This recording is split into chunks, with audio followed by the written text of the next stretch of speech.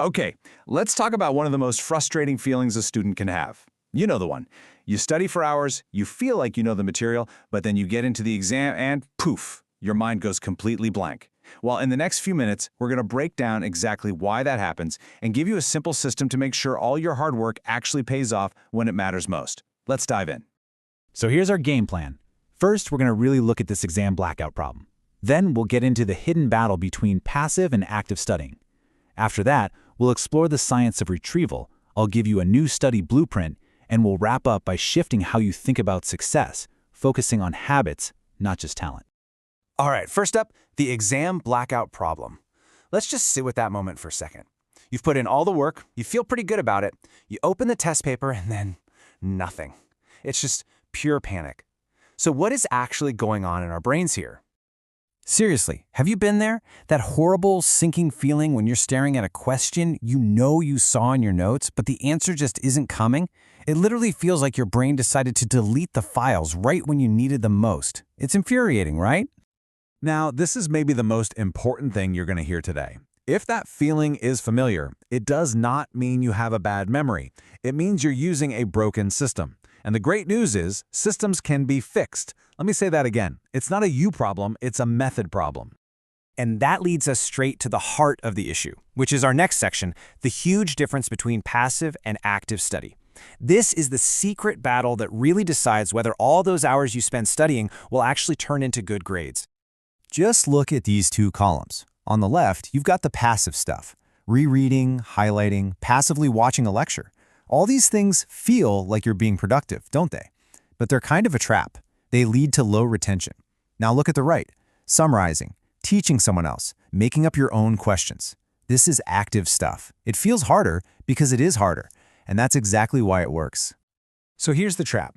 All that passive learning creates what's called an illusion of fluency. You look at your highlighted notes and think, yeah, I know this. But what's happening is you're only recognizing it. That is totally different from being able to recall it from scratch.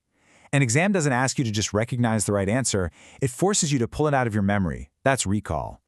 So how do we get better at recall? Well, that's what this next part is all about. We're going to look at the science behind why this active stuff works so well. And it all comes down to one powerful idea, retrieval.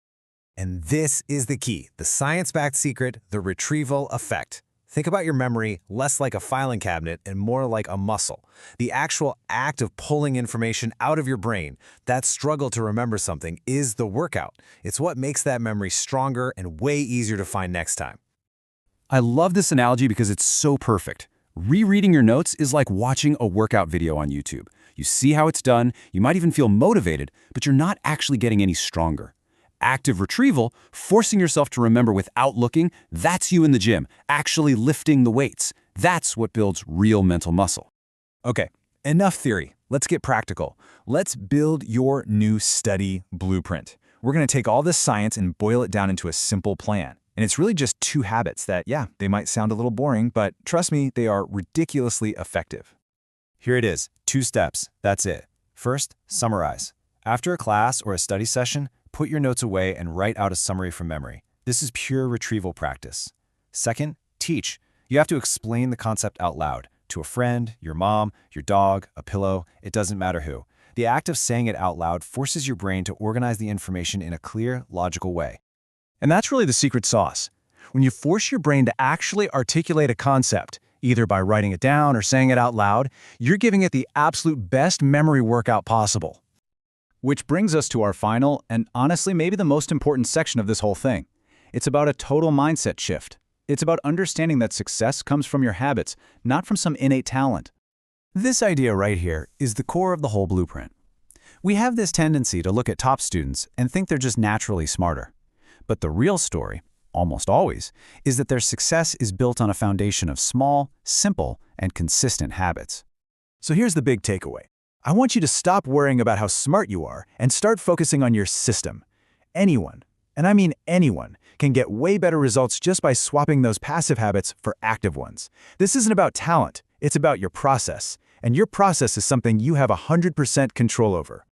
So, as we wrap this up, I'm going to leave you with this one question. Don't try to change everything overnight. Just look back at those 2 habits, summarizing from memory and teaching it out loud. What's the one small, maybe boring, but really powerful habit that you're going to start today?